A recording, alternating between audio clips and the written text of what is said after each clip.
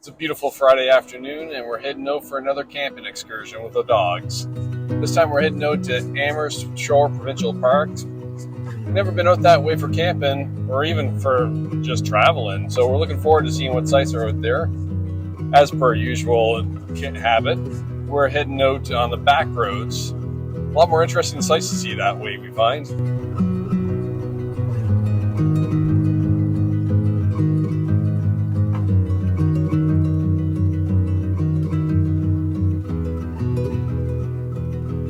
We're here at Amherst Shore Provincial Campground, and we're staying at Site 19 this time.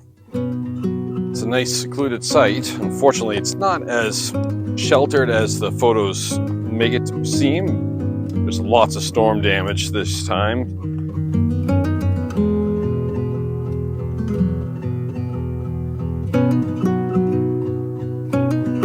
The campsite was sheltered quite a bit, but as you can see by these stumps, there's been a lot of damage in the past year with a lot of the storms we've been getting. So unfortunately it's not as sheltered as it was, but we still have some privacy here.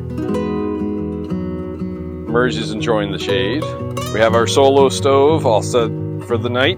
Plus, in case we run out of firewood, we got our propane fireplace. Each dog has their own dog bed out so they can lay on it, and along with the Benny Bone. But as you can see from Jackson, he'd much rather just be on the grass, as would the other two.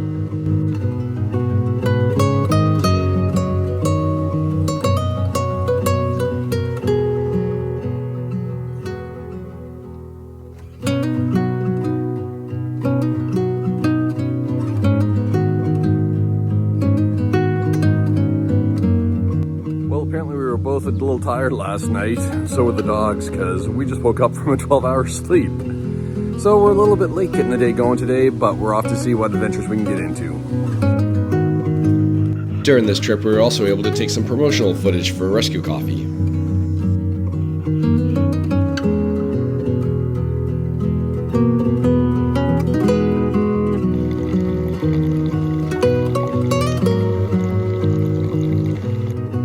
We took some side roads trying to find the Tidnish suspension bridge. We got pretty close to it, but then we started seeing the private property no trespassing signs, which we always respect, so we turned around.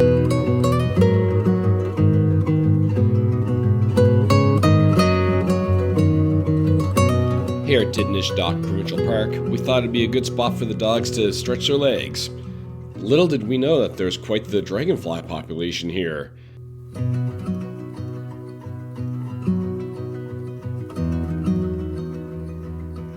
It was fascinating just to stand back and watch them fly around us.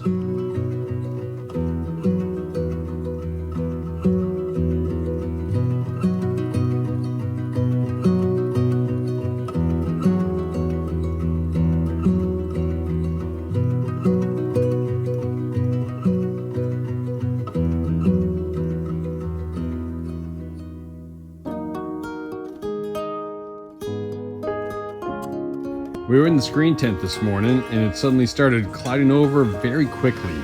So in a panic, I decided to put my tarp up. Kirsty thinks it's too big of a tarp. It's 30 feet by 40 feet. I didn't think that's that big. What do you think? Tell me in the comments. But anyway, sure enough, you put the tarp up, you get her all tied up, and the sun comes out. And it's been a beautiful sky ever since. The tarp did need a little bit extra reinforcement, so we took our colossal ladder and used it as a center joist. So that way at least it's not coming down on the trailer or anything. I think it works pretty good.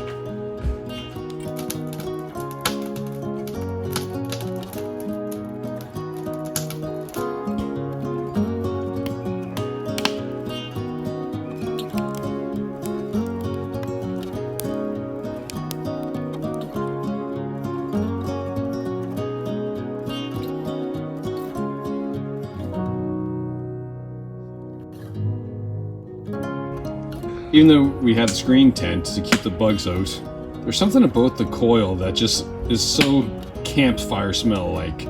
We just gotta have it going.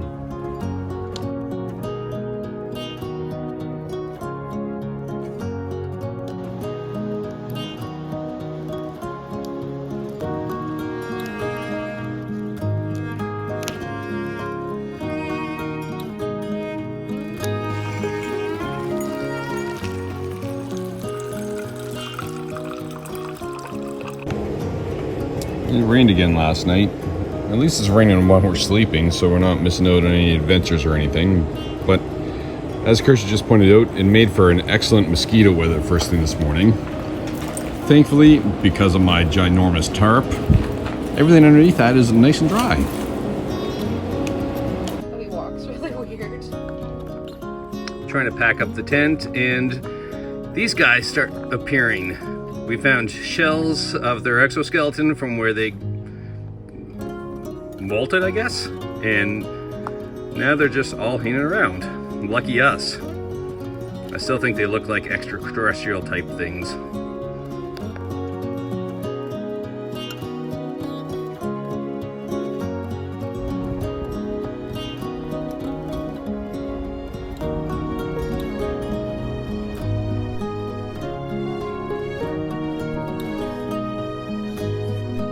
I had to pull a U-turn after seeing this cafe as we were driving home. I'm glad I did. Quite the cozy little environment and great coffee.